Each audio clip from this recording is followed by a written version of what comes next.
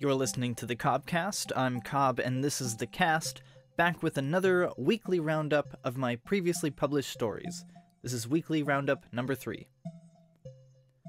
A city-supported grocery store in a food desert closes for 3 months. One of Highland Hill's only sources of fresh produce and meats, Save You More Grocery, is closing its doors for 3 months to undergo renovations. The store sits in southeast Oak Cliff, in City Council member Tanel Adkins' District 8, a so-called food desert where 20,000 residents don't have access to healthy food options within a 5-mile radius of their homes. Save You More averages between 100 to 150 customers a day. Activists and residents from Highland Hills say this will hurt the community, especially those who don't have reliable means of transportation. Attorneys want DA to recuse himself from 2019 murder case because of social media posts. Lawyers for Zeffie Trevino, a North Texas teen accused of taking part in a 2019 robbery that left one man dead, are asking Dallas County District Attorney John Creuzot to remove himself from her prosecution. Trevino's attorneys say Creuzot revealed bias when he shared a social media post from the lawyer for one of her co-defendants, who denies her claim that she was a victim of sex trafficking and coerced her into taking part in the crime. Last month, actress Jamie Lee Curtis placed a full-page ad in the Dallas Morning News in defense of Trevino. David Finn, the lawyer for one of her co-defendants, responded by sharing details of the case on social media and countering the claims in Curtis's ad. Trevino's attorneys cannot discuss details Finn shared because of juvenile confidentiality laws in Texas. For the same reason, the district attorney cannot discuss the case. But Creuzot shared Finn's post outlining his contention that Trevino instigated the robbery.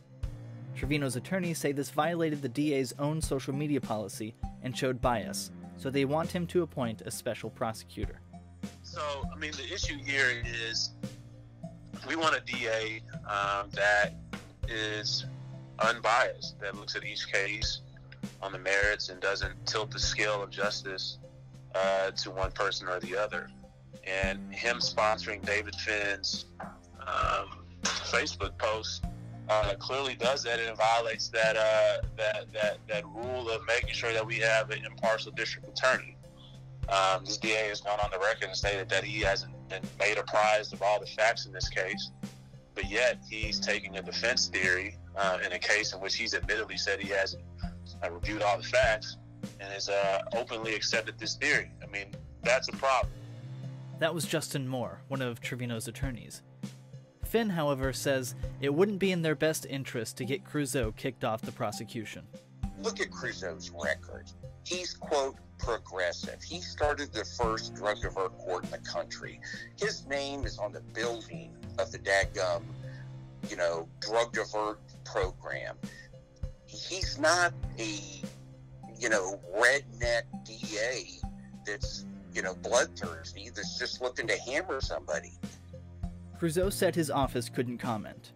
His office's social media policy states, in part, no employee of the district attorney's office shall post, share, or comment on social media about matters pending in the DA's office, or which could come before the DA's office for consideration, review, or prosecution.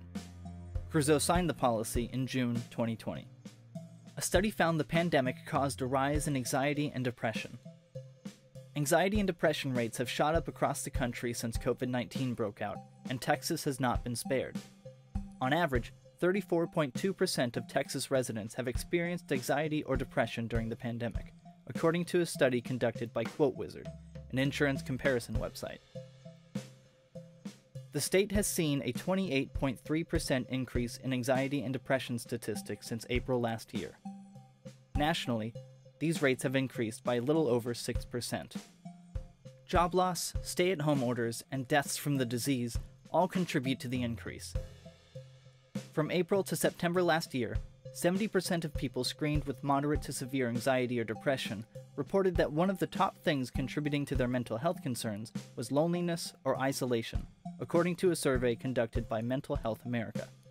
The study also found that states with high levels of stress also saw the highest levels of unemployment. The unemployment rate in Texas was up to 8.1% in November. And lastly, there are more solutions to food deserts than grocery stores. As the city and owners struggle to make the Save You More grocery store a success, other food distribution models are being overlooked. When City Hall was considering buying the store outright in August, City Council member Adam Basildua said the council should instead consider investing in other innovative solutions to provide food for the hungry in Dallas's food deserts. That's it for this week. For more on these stories, you can find links to them in the description below. I'm Jacob Vaughn, a journalist based out of North Texas. Some people call me Cobb, and this is the CobCast. Thanks for listening.